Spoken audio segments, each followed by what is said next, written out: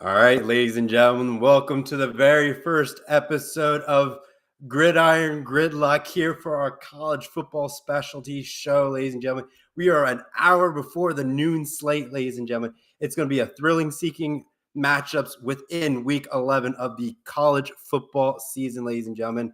But with first things first, we got to make sure we got to thank our sponsors, Novig, today. So when you guys join the app, you can bet on NBA, NFL, MLB, NHL, college football, other basketball-related sports, UFC, tennis, and golf, where Novik covers it all with market-driven odds, and you can also choose the best line possible or even set your own to have others pick against it. It's a true peer-to-peer experience, no edges, no hidden fees. Use the code ETB, ladies and gentlemen, ETB Network. When you sign up, you can unlock 1,000 Novik coins as well as a $5 Novik cash, plus a specialty offer when you do your first purchase. This is Novik, where sports fans win together. Getting that out of the way, ladies and gentlemen, we can start looking at the college football slate coming up. The rankings of the committee have been released across the land in a far-off distance past, but is a critical site. I would say we're happy that we're here in week 11, but with the whole college football rankings and standings, we are got to look at the top team in the country, Ohio State, as they face Purdue this week, ladies and gentlemen, and going up into the Purdue Boilermakers house. But we got to look at the college football bracket as best we can as I try to get the share screen up and running. But, ladies and gentlemen, number 2 is Indiana. I believe number 3 is A&M, and number 4 is Alabama in this week's of the college football rankings. So, as you can see, ladies and gentlemen, if we're looking at the 12-team playoff bracket, we have our glorious Buckeyes, of me being an Ohio State fan, on top, with the Indiana Hoosiers, Texas A&M Aggies, and Alabama Crimson Tide wrapping up the top 4. But now we get into the first-round matchups, ladies and gentlemen, in the home playoff stand. I would say, looking at these matchups, if the playoffs happen today, you got Oregon and Texas Tech. I think that is a fantastic matchup. Going to give Oregon a very tricky and challenging experience. And most likely, I think based on how the ranking is going to sit, I want to say Texas Tech gets the home game, which is going to be interesting for Oregon to go to. You would think that Oregon would get, the home field advantage and the benefit of the doubt. But that's not how the committee is ranking it based on how Texas Tech and Oregon have been playing this season. Now, the winner of that game will face Ohio State in the neutral site of wherever the New Year's Six will kind of break themselves up this year and where Ohio State wants to play. Next up, ladies and gentlemen, we're looking at the 12-5 slot where we have Memphis versus Georgia. I think this is kind of a runaway game. Sure, Memphis might give Georgia a little headache in the beginning, but that's like the first few drives. After that, Georgia should accelerate and shouldn't have any problem in that mix if the playoffs happen today. We're going to come back to the 11 versus 6, Virginia versus Ole Miss, because I got a little take that I start to think that might be a good circumstances depending on what team you are for that number 3 slot where A&M is. And then we have, or in our 4th spot, that faces number 2 Indiana, is either Notre Dame or BYU. But BYU plays Texas Tech today, so that might impact where BYU kind of sits within this rankings. So, like I said, it's very early on. We got about like a couple more weeks, at least 4 more weeks until rivalry weekend. And then December 7th, once we have the final rankings of how the committee views these college football teams. Now, if we look at the closer look, as I said, the 3 slot going up against A&M, Virginia versus Ole Miss should be good. I don't think the ACC has what it takes to get the job done. But where you have the discrepancy, as I mentioned, being the number 3 seed in the playoff era so far seems to be a favorable matchup, getting you up to a good spot in the semifinals. We all thought the coveted, 4 slot where you get, number 12 and number 5 is looking good. But when a lot of the top teams sit there, it's a true gauntlet. And we even look at the number one team, Ohio State. They're facing a high-powered offense and possibly against Oregon on a strong defense like Texas Tech. So, like Ohio State, yes, they have the best defense in the country, preventing teams from scoring touchdowns unless it's a short field, like what happened in Penn State. But the number one team has a power four matchup, and they haven't played for the entire month. But if you look at the 3 slot, ladies and gentlemen, that is a pretty favorable matchup. If you are like A&M, you kind of want that matchup to stay true. You want Virginia to win and sit there as the ACC at large and keep them at 11. And maybe whoever survives the SEC, maybe it's not a Georgia or an Alabama, but if you get somebody else like maybe a Tennessee in the mix, like you got certain things where it's like A&M may say that's not a bad pathway for us to reach the college football playoffs. Their only threat at that point is the semifinal game. And depending how that looks like, you could get Notre Dame or Indiana, depending on the matchup. I don't want to discredit BYU, but they play Texas Tech and they need help depending on how it shakes out. So if this holds true, you have a pretty solid shot at a national championship. The coveted 3 seed is actually looking pretty good when we all thought the best seed was going to be the actual 4th seed going up against the 5th team and all that stuff.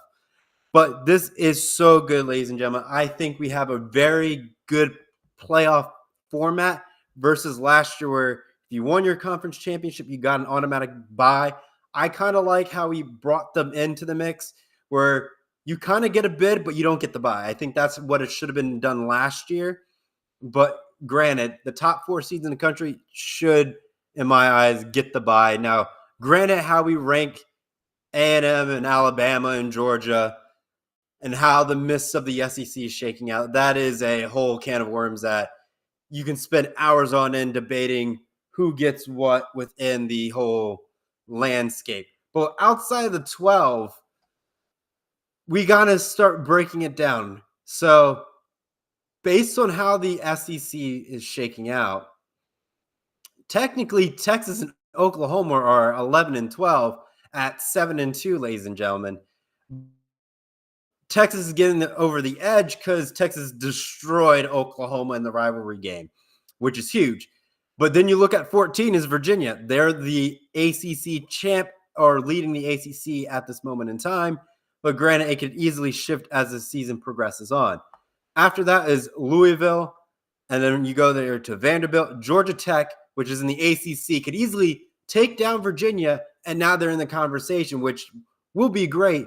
Georgia Tech's end of the season is with Georgia. And then you have an ACC title game, which is 2 good, solid top 10 and top 15 matchups that Georgia Tech has, which is great for their resume going into the playoffs, which might springboard them up depending how the top teams end up shaking themselves out and getting lost across the board.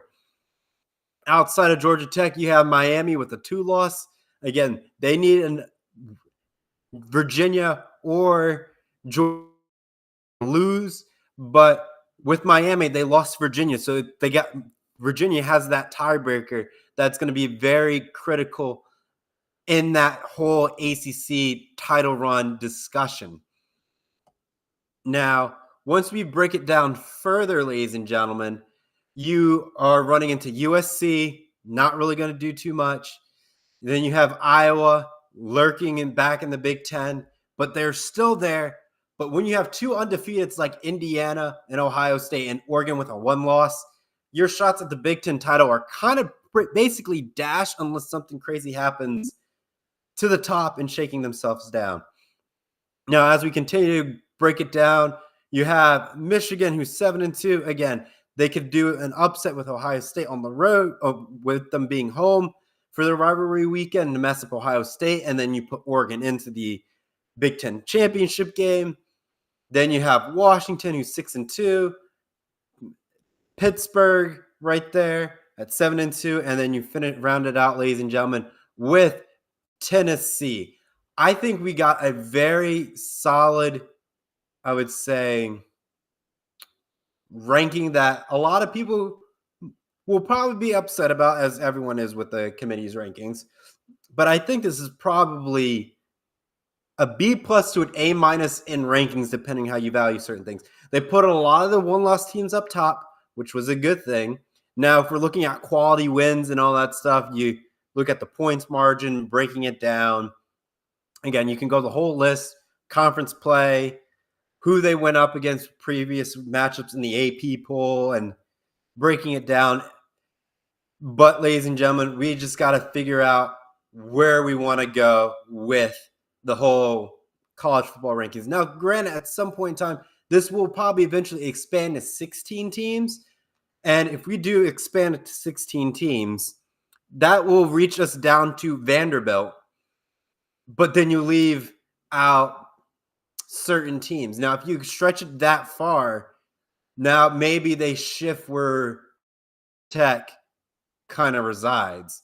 And same with Utah. Like, you might shift a few spots here and there based off of an expanded playoff, which will be fun to break down in the greatest of details, ladies and gentlemen. But let's break it down by conference, and so you guys can see what we're kind of end up really looking at here. So give me a second as I prepare to switch my screens and go into the whole rankings and conference of the ACC, ladies and gentlemen. So give me a few moments. I had to switch laptops to give us a better viewing angle to really break it down for us this morning. And going in, ladies and gentlemen, looking at the ACC with how we have the ACC rankings, ladies and gentlemen, sitting on top, Georgia Tech, ladies and gentlemen, with a one-loss record in conference play, but Virginia is undefeated. Pitt is looking pretty good, having a shot at the ACC title game. And as we continue to go further down, I would say the cutoff, ladies and gentlemen, is at Miami in their quest to try to reach the ACC title game. Now, looking at this, ladies and gentlemen, what needs to happen for certain teams to get a shot? Any team with a one loss has a shot to be in the second place. Now, what they're preying on is a loss for Virginia in the conference to bring the one-loss teams, instead of being a game behind, now being in a drag race for at this point the remaining 4 weeks of the season as we start making that quest for conference championship weekends. Now, if we're looking at like the win streak for some of these programs right now, Virginia is on a 7-game winning streak. Georgia Tech just lost last weekend. Pitt's on a 5-game winning streak. And Louisville is on a 3-game winning streak. Outside of that, teams have kind of lost their win streaks here and there. But I think Virginia could run the table. But with how good the ACC has been as of late within conference play, a lot of teams can beat a lot of different teams depending how things end up shaking out. Now, granted, ladies and gentlemen, I would say really, if we're looking at the margin behind it, is Georgia Tech. They will get a second loss, and that will kind of put a question mark on where that goes, and that's with Georgia at the end of the year. Now, with how we have Louisville in the mix, they're just got to play it out and win strong. And then you're a one-loss team. You might have the tiebreaker, but again, you need some assistance from not outside parties, but within the conference to make it a very interesting way of looking at it. So let me show you what the games are looking like for the ACC at the moment, ladies and gentlemen. So let me stop sharing and get you on over in that ballpark. So within the ACC season, ladies and gentlemen, some good matchups here. Like I said, if we're looking at the top teams that still have remaining games that have to play. So Virginia has Wake Forest, which shouldn't have too much of a big issue. Clemson and Florida State should have been a good game, but they're having a bad season. Like, this could have been in a hunt for the ACC title game, but they haven't been playing up to that expectation. Miami has to take care of Syracuse today. SMU was in the picture, but they have to deal with Boston College, Duke, and UConn going at it. But as you can see, ladies and gentlemen, these guys aren't playing each other. The top teams in the conference are not playing each other, which doesn't help for knocking out each other in the playoffs until probably later in the season. But at the same time, teams are jockeying for position to at least give them a fighting chance to claim the ACC title game, ladies and gentlemen. Now, granted, looking at some of the matchups, seeing where tough to play, all the teams that are ranked at the moment are all at home. So they're not really going to a hostile environment, which can give them a headache in the scenario. But again, wishing that Florida State and Clemson weren't so bad this year. I mean, Florida State knocking off Alabama week 1 was huge, but then they kind of just like started to taper off once they got their first loss in the season. Now, Wake Forest, ladies and gentlemen, they've been there. North Carolina was a head scratcher this year. We thought Bill Belichick was going to do something with that team. I had a prediction of them being like 8-4, not making the ACC title game, but with his mind being a coach, having that NFL mindset, and we've seen it happen with an NFL mindset coming into college football, how drastically it changes programs. Like Patricia at Ohio State giving the Buckeyes a solid defense all around with that NFL coaching talent. We thought that would happen in North Carolina, and that didn't happen. It was so much outside distractions that impacted Belichick this season, ladies and gentlemen. And it's one of those things that it's hard to watch when you see that he was one of the greatest coaches in the NFL, and that is happening to him this week, ladies and gentlemen. Like, it was not how we thought the first season was going to go for Belichick. Maybe he turns it around next year. As I would say, for any rules of a college coach, they can't start to be put on the hot seat until they actually have a full 4 years of them building up their recruiting class and getting the players that they want and building the coaching staff that they want. So they have inherited a program from a different coach and what they were focusing on recruiting and trying to navigate that during the whole offseason, ladies and gentlemen. So within the ACC, nothing too interesting this week for them, but as things unfold, ladies and gentlemen, it's going to be one of those things you keep a closer eye on for sure as things get closer within the ACC part of the season. Next up, ladies and gentlemen, we're going to be looking at the Big 12 and their matchups coming through. Big 12 has some pretty solid teams.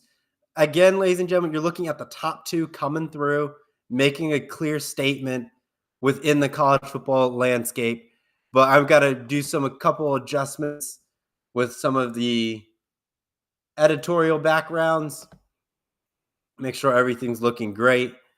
So we got what we were looking for in the Big 12. Big 12 has been a thriller to watch this weekend. And why I say it was a thriller was UCF and Houston last night. My goodness, ladies and gentlemen. That game started out with UCF dominating. They called it the space game. UCF brought out their space uniforms with that. It was a beautiful sight to see. You couldn't ask for much of a better atmosphere for that environment.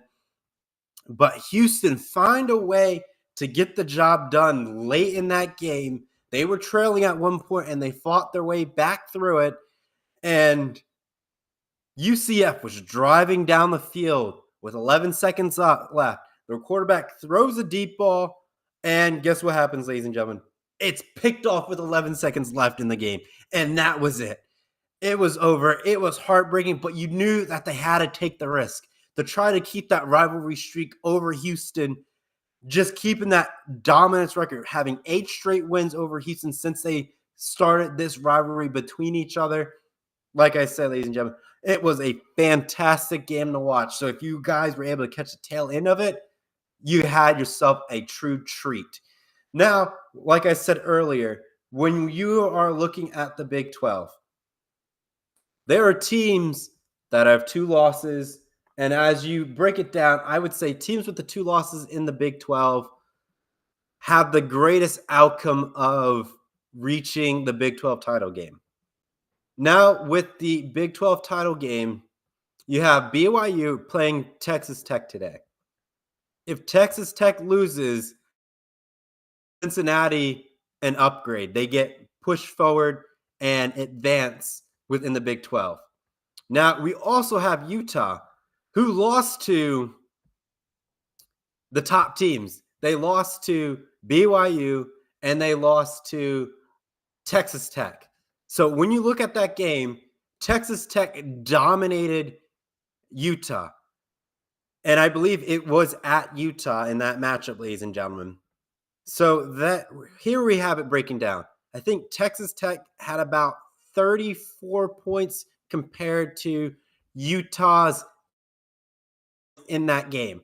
So Texas Tech's defense has been pretty great for how they've been playing in the Big 12, shutting teams down, winning convincing with a convincing margin. BYU, on the other hand, beat Utah with 24-21 in that matchup. So it is a very interesting dynamic going into Utah and trying to play. Utah just has to mind their own business and try to win out. They need some help with certain individuals above them to get the job done. Cincinnati, I don't know what they have left on the schedule. I would have to look at a deeper part of it, ladies and gentlemen. But I just like how we have teams maybe we have about like 1, 2, 3, 4, 5, 6, about 7 teams in the hunt to try to make this title game, which is always fun to watch. A nice little going down the field, making some key adjustments, and finding good, concise ways to get the job done. Now, if we look of what we got going on here, ladies and gentlemen, I want to say that within the top 7, probably 3 to 4 really have a good shot at making that final push for the remaining 4 weeks of the season and going in the conference championship weekend and trying to make their statement to belong in the whole playoff picture. So with how it was shaking out, I believe Texas Tech was going to play Oregon and BYU was going to end up playing Notre Dame. So it is going to shake out. It looks like if Texas Tech wins today and we look at the playoff rankings, Texas Tech will most likely end up playing Notre Dame if the playoffs happen like next week, depending how the college football committee wants to rank that matchup after how this unfolds. Now, if it's a close game, I don't think you're going to falter BYU and knocking them down too far. But if it's a blowout, I think you have to, I wouldn't say punish, but I think you kind of leave them outside of the top 12. But again, if they lose by 3 points or lose by 1, I don't think you can punish them by that much. So let's switch over to what the Big 12 is looking like for today's games, ladies and gentlemen. And here we go. In the Big 12, ladies and gentlemen, like I said last night, we have Houston and UCF. So Houston getting that perfect dub and taking care of business. But again, outside of BYU, Texas Tech, there's really not much threat in the playoff picture and for conference championship weekend, ladies and gentlemen. So yeah, there's not too much more to touch on. Maybe Iowa State gives TCU a hard time and give TCU that loss, so we get down to only having 6 teams left. But I think we still might have Arizona State for rivalry weekend to impact Arizona State as the season progresses on, unless they already played early in the year. I would have to, like I said, ladies and gentlemen, do a deeper dive. But then we got Colorado and West Virginia, country roads, ladies and gentlemen. You got to take me home to that game, and they're in West Virginia. I think that Colorado, just like I said, ladies and gentlemen, may not have what we think that they have just by scraping by and just looking at what they need to do. But like I said, it's a lot of the games right now we have, ladies and gentlemen. BYU, Texas Tech at noon Eastern time, 9 a.m. Pacific time. Colorado, West Virginia, same slot. Arizona, Kansas, 3:30. Iowa State, TCU, 3:30 on Fox, ladies and gentlemen. So maybe we get some barn burners. We might get some Big 12 shootouts right there coming down to the wire and finding offensive victories to get the job done, ladies and gentlemen. So that kind of wraps up the Big 12 for the most part as we start diving in to the big bad conferences. The two that are remaining in the Power Four, ladies and gentlemen, is the Big Ten and the SEC. These teams have been one of those matchups where it is conference bragging rights, finding a way to progress and have a deeper shot at those debates that come with having these two historical conferences going at each other. But in the Big Ten, ladies and gentlemen, we have about 7 ranked teams at the moment, which kind of helps a lot of teams' resumes for the most part. So, looking at the Big Ten, ladies and gentlemen, with Ohio State having a bye week, that's why Indiana's ahead of Ohio State in the Big Ten standings. But Indiana's impressive victory over Oregon in Oregon, winning by 10 points, is a pretty solid victory, if I do say so myself. But if you look at this, USC, ladies and gentlemen, only one loss in the Big Ten season right now. Looking pretty good. Now you start breaking it down in conference play. As we have today, we have Oregon and Iowa looking down to the wire in this matchup. Then you have, Penn State just have a flat-out bad year, losing their quarterback, losing their head coach. They just want this season to be over. But, ladies and gentlemen, if we're going to stretch the furthest down in the Big Ten, ladies and gentlemen, the furthest, like I said, we're going deep into the Big Ten. With the conference having 18 teams, you have UCLA having their record 3-5, ladies and gentlemen, but only 2 losses in the Big Ten. They need the most craziest run that we would ever see to date in college football. They need teams to lose above them, and they have a shot at the Big Ten championship game in front of that. Let me just click on their remaining schedule because, ladies and gentlemen, this has to be some of the craziest things that we have going on for them. If this is what they have left, they have Nebraska today. They have Ohio State, Washington, and USC to cap off the season.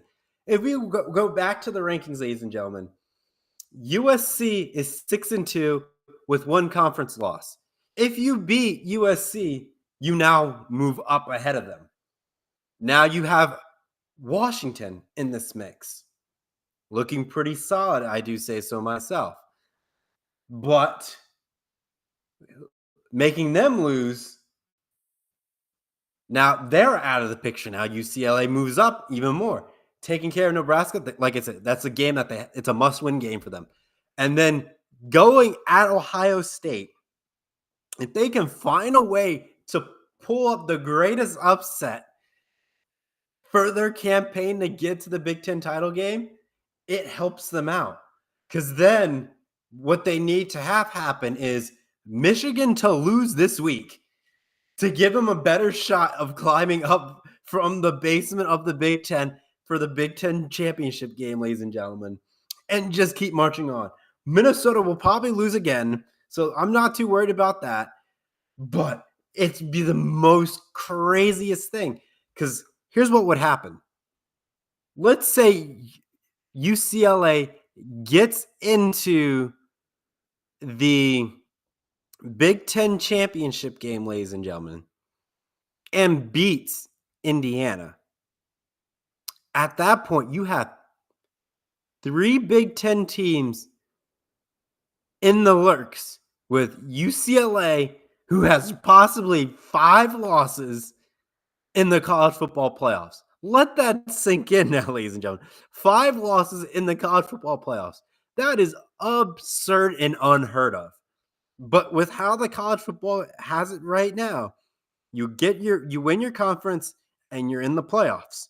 So we can have some weird teams in the future who somehow get leaps and bounds and get into the college football playoffs with 4 to 5 losses in certain years. But at the same time, those teams have to be a special team to get to that point. But out of that, they have 3 ranked games to springboard them up, even though, ladies and gentlemen, they're not ranked. So they just got to take care of business, have teams above them knock off games, and keep marching. So with that being said, ladies and gentlemen, I kind of want the pandemonium in the Big Ten and UCLA go on this weird run. But being an Ohio State fan, I don't want to deal with that, because then you start breaking the conference down with tiebreakers, and fans of the Big Ten will just be flat out upset. So, but like I said, ladies and gentlemen, the Big Ten has about, well, let me just break it down for you, ladies and gentlemen, with just how many ranked teams we got. We got Indiana, Ohio State, Michigan, Oregon, Iowa, USC, Minnesota, Northwestern, Washington, and UCLA. I counted 10 teams, ladies and gentlemen, 10 teams in the Big Ten that have a possible chance of playing in the Big Ten title game. I don't know what you need to do to fix this. Why is it so many teams? I understand we have 18 teams in the Big Ten, but by that point, do we need to start looking at the conversation, ladies and gentlemen, of expanding the college football season where you have a conference championship playoff format before the actual college football playoffs? How a little bit like we do in college basketball, where you have your conference tournament, you get your winners, and you get your seeds like that.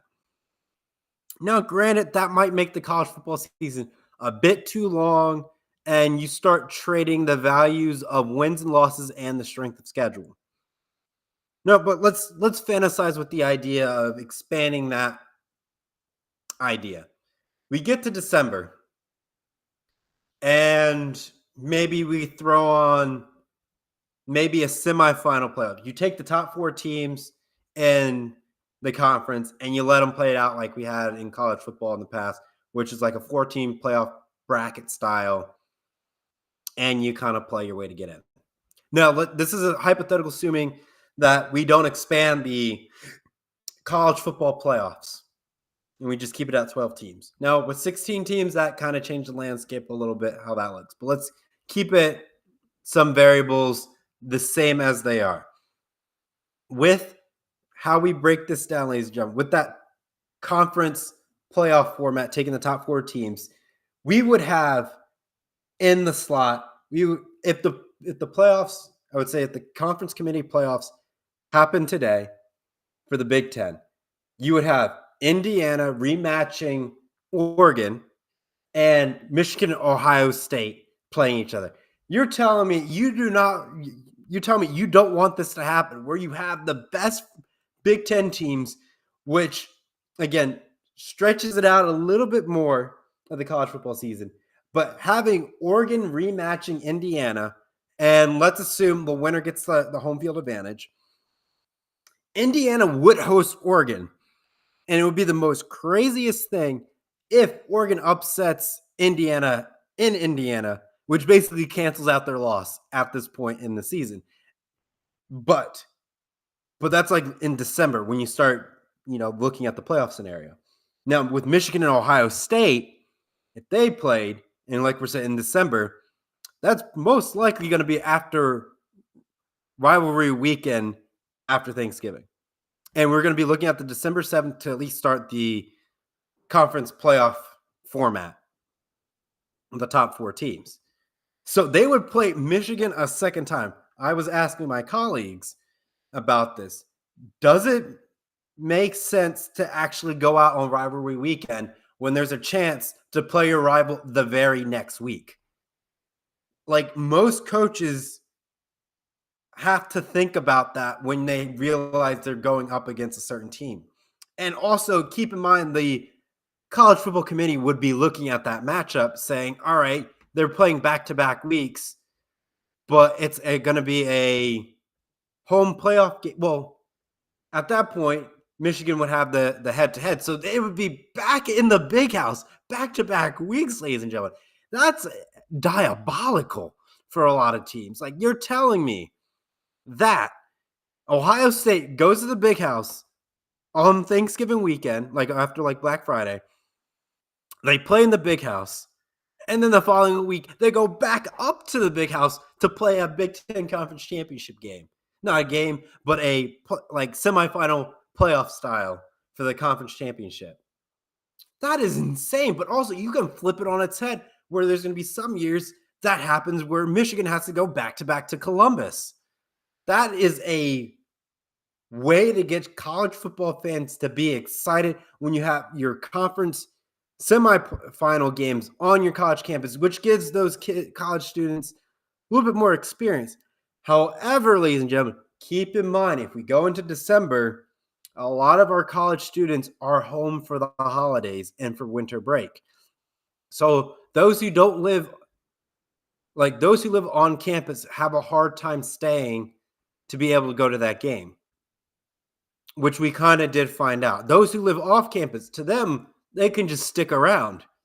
And this also, ladies and gentlemen, goes into close to finals week as you start to think about that. Remember, these are student athletes. The student comes first. So if we're trying to expand a college football season, that is a lot on a student individually who's the youngest being 18, maybe 17, depending on their date of birth. Doing that and coming into a rivalry weekend from the week prior, exams, and then you have your conference semifinal playoff game that you're dealing with on top of that. That is a lot on an individual. But I think for fans, we would highly appreciate what they got going on for that. It's a beautiful hypothetical. You could do the same for the SEC, but I just wanted to break that down for you guys on how insane that actually might be. And it might change how we look at college football, where that elongates the season a little bit. You still keep your New Year's 6 games around Christmas and all that stuff. We're just going deeper into December, which I don't think people are too upset about. But at the same time, when college football had the 4 playoff team format, ladies and gentlemen, it's one of those things that you just don't really understand, where every game mattered, where your season, if you had one loss, your season was done. Then they expanded to 12. Now that one loss doesn't look so bad on paper. You can redeem yourself and run the table and get the job done. Now, ladies and gentlemen, we got to look at the Big Ten slate for what we got going on top of that. With the Big Ten season, with the games we're looking at today. With USC taking care of victory, it kind of boosts them up a little bit in the college football or within the Big Ten championship race. So with that knocks out Northwestern with 3 conference losses. So out of 10 teams, we are now down to 9 teams in the Big Ten race right now, ladies and gentlemen. Outside of this, the next team that would start to eliminate itself is Oregon and Iowa. So with this matchup, ladies and gentlemen, if one of these teams loses, their Big Ten championship picture starts to fizzle out a little bit. They still have a chance to get in. But for Oregon, ladies and gentlemen, they only have one loss. They can still probably make the college football playoffs, maybe at large. But, ladies and gentlemen, Iowa's chances, if they lose, they are a 2-loss team in the Big Ten. They can still need some help to get in. But then they have 3 losses. They're banking on the Big Ten championship game to get into the college football playoffs. It's a stretch for them, but it is doable. Winning keeps their hopes alive and a better shot of getting out of the college football playoffs and moving them up in the rankings. Oregon can't afford that to happen. They have to win today, eliminate a threat, and reduce the playoff competition. So that's what Oregon's mindset is today. Now, if we look at Washington and Wisconsin, Washington's defense will probably keep Wisconsin's at bay. Wisconsin's some injuries in there. Their season's kind of washed. So I kind of want to chalk it up and give Washington the dub, but it's very possible for them to lose that matchup, ladies and gentlemen. But at the same time, I want to see how UCLA plays tonight at 9 o'clock. Can they make the weird Cinderella run that we are so wanting to see in the Big Ten for this craziness of it having a 5-loss team in the college football playoffs for the first time ever, and it's in the second season in the 12-team playoff era? I want to see it happen, but at the same time, I don't want Ohio State to lose. Let's make that clear. We can't afford them to lose. They have to make a back-to-back championship stance, and I know my colleagues on ETB might have a different stance on Ohio State and them going back-to-back. But for me, graduating from there, it's a great experience, I want to say. Now let's get into the SEC as we start rounding out 15 minutes before the college week 11 truly gets underway, ladies and gentlemen. So give me a few moments as we make adjustments. But yeah, ladies and gentlemen, think about that conference playoff format on top of that. Just let that sink in over the weekend. Chat it up with your friends at your local bar. Obviously, drink responsibly if you go to your local bar.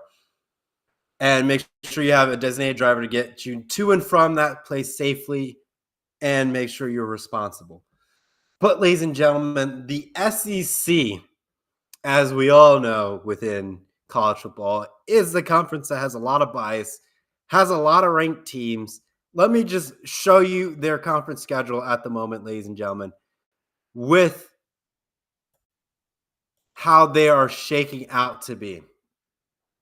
Let's count how many ranked teams. We got A&M, Alabama, Georgia, Ole Miss, Texas, Oklahoma, Vanderbilt, Tennessee, and Missouri. That is 9 ranked teams, ladies and gentlemen. 9 ranked teams.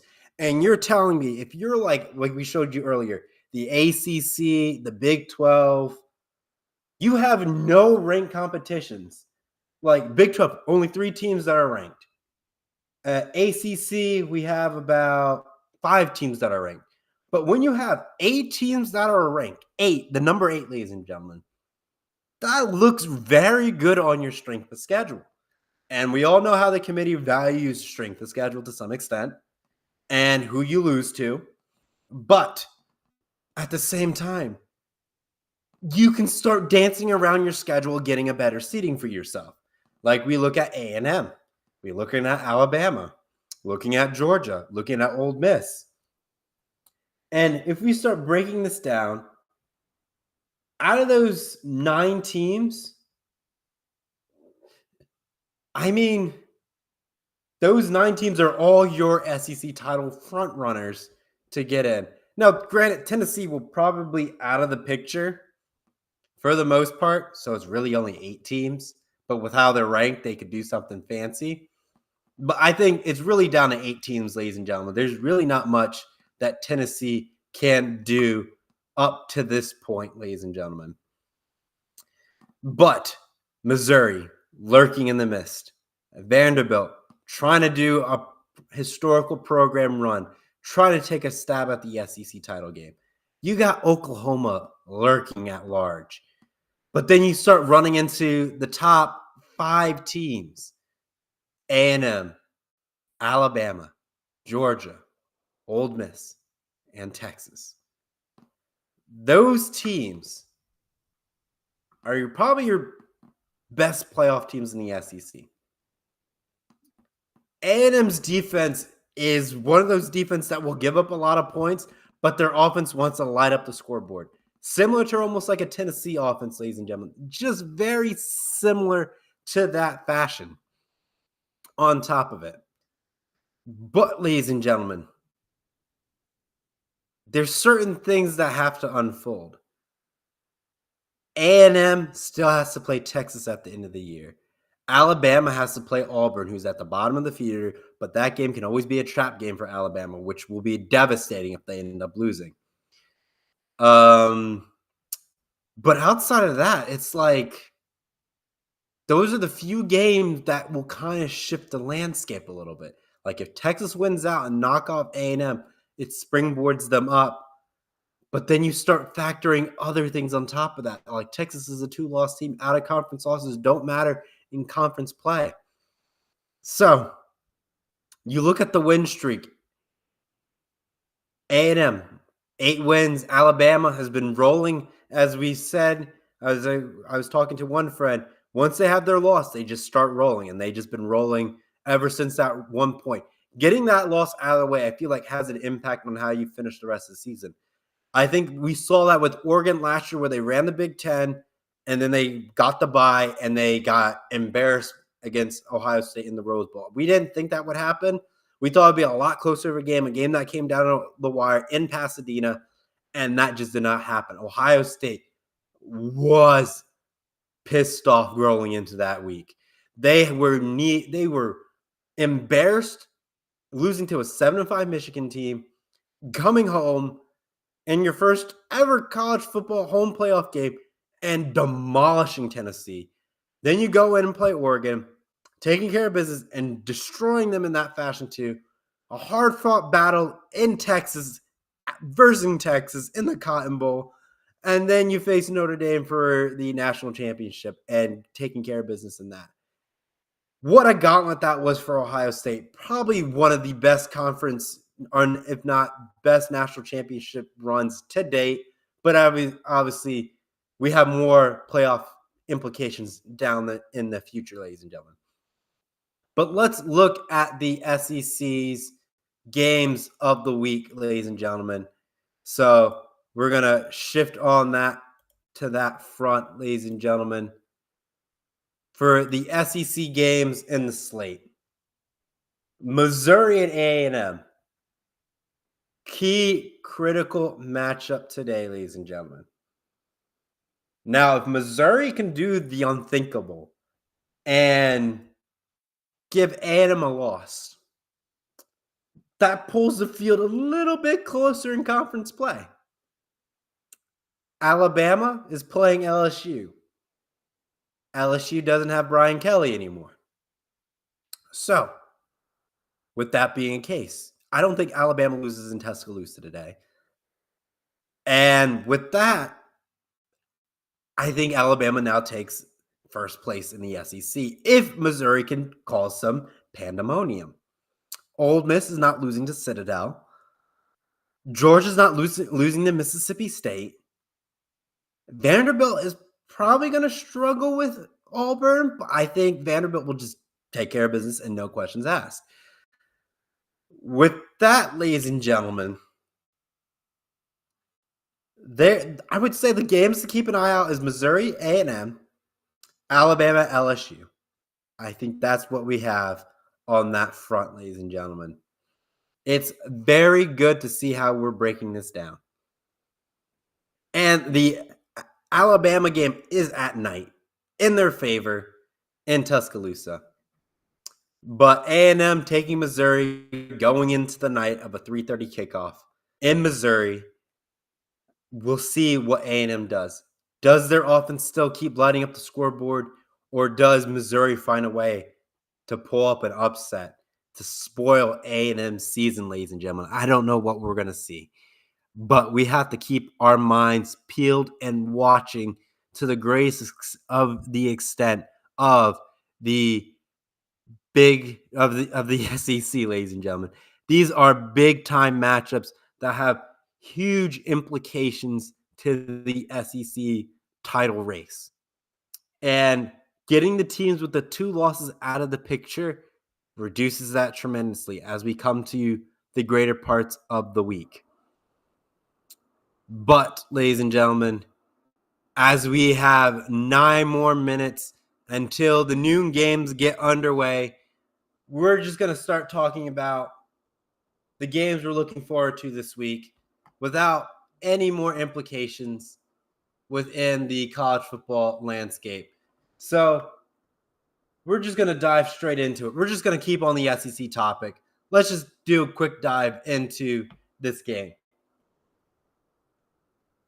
as our screen is starting to load. Here we go, ladies and gentlemen. Percentage chances to win for Missouri is a 43.9% chance, ladies and gentlemen, compared to A&M's 56.1% chance of victory with a spread of 6.5, ladies and gentlemen. What a game we got going on here. But you look at the last 5 games for Missouri, losing to Alabama, squeaking it out against Auburn.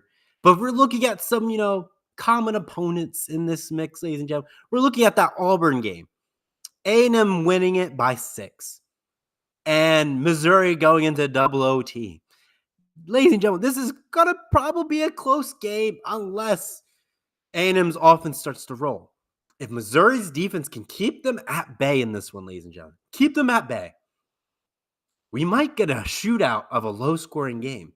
But if you look at the last few weeks, A&M has put up 49, 45, and 34. Now, if we look at Missouri, they are hardly cracking 30 points every week. Their offense is just not that good. Their defense is what's keeping them at bay. And it's going to be one of those things. Does the Missouri defense, bend, don't break mentality, get the job done? Like I said, ladies and gentlemen, it's going to be one of those matchups that we have to keep a close eye on. And can Missouri do the unthinkable in pulling up the upset? So as we start shifting around a little bit, we're going to go into the schedule. And we are going to go and to look at the game cast of Oregon and Iowa, ladies and gentlemen.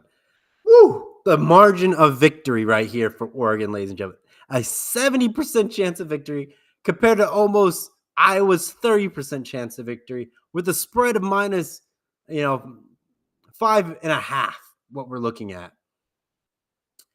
Oregon has just been there. Their offense is kind of sluggish. They struggled with Wisconsin getting a 21 victory. But we have some games where we can look at as well, where Iowa just shut out Wisconsin. Like it was 37-0. Like there was no questions. But if we look at the Penn State game, that's when they had Drew Aller and James Franklin. But Penn State didn't have those 2 guys when Iowa played, and it was a squeak out fashion of 24-25. But then we look at Rutgers, where Oregon just lit up the scoreboard, ladies and gentlemen. 56-10, where Iowa comes through with 38-28, ladies and gentlemen. The Iowa defense is there. It's at large. It loses. It can keep offenses to having headaches the entire time, ladies and gentlemen. But Iowa's offense, ladies and gentlemen, oh my goodness. It just does not function. I wouldn't say it just doesn't function. It just doesn't score. Their defense was what produced points and gives them short field. That's how Iowa's been playing in all these ball games. Like, what do you need to do? Oh my! Like I said, ladies and gentlemen, what does Iowa need to do to turn this around? Oregon just cannot blunder at this point. They are here to play it out, ladies and gentlemen, just to keep marching on, and maybe, just maybe, they get back to the Big Ten championship game and they go back to back. It would be huge for Oregon to go back-to-back in the Big Ten after joining the conference in their second season and going back-to-back. That kind of started changing the narrative of how good the Big Ten really was. Because we haven't seen Ohio State been there in quite some time. And Michigan hasn't been back yet either. So what does that mean of how good the Big Ten was up to this point? Now, granted, some of the Ohio State teams that we saw were playoff teams. But Oregon get the Pac-12 when they were there, and they were eliminated from the playoffs. Like, it was just, that was it. One loss and they were done. They didn't have the ranked matchups to get back into it, and compared to the Big Ten and the SEC. And then when Oregon comes through, they win the whole Big Ten. Like, what does that look like, ladies and gentlemen? What does that look like? But, ladies and gentlemen, I like Oregon in this matchup. I don't think they're going to have too much of a problem. But that Iowa defense is going to be impactful for how this game shakes out. And, ladies and gentlemen, as we start to wrap up with the remaining 3 minutes before the noon kickoff slate gets underway, and you tune into Fox and ESPN College Game Day, I want to leave you with the game that we all want to see at the high noon dueling hour, ladies and gentlemen, as we vastly approach to that landscape. You have BYU, Texas Tech, and when your team wins, you feel like a winner. But when your team... On top of that, ladies and gentlemen, you look at what we got going on here. You got 39% chance of victory for Texas Tech. And you got, not 30, BYU, I should say. And then you have Texas Tech at 60% chance of victory, almost 61, with a spread for Texas Tech, 13.5, ladies and gentlemen. 13.5 in the spread.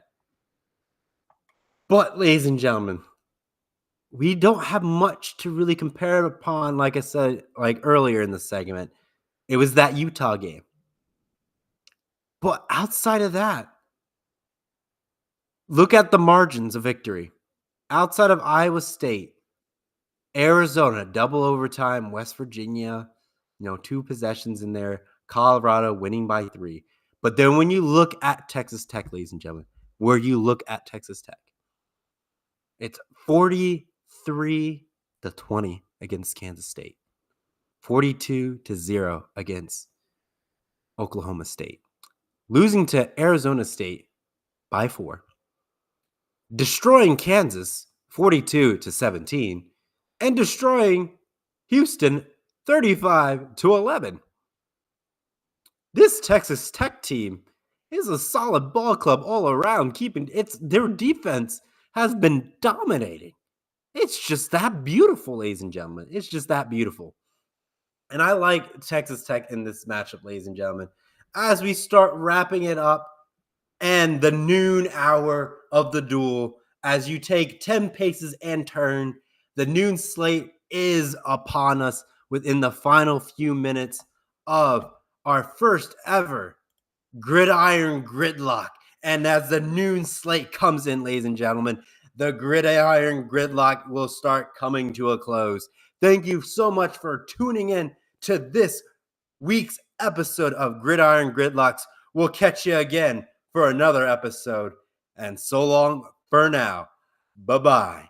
Take care, everyone. Ciao.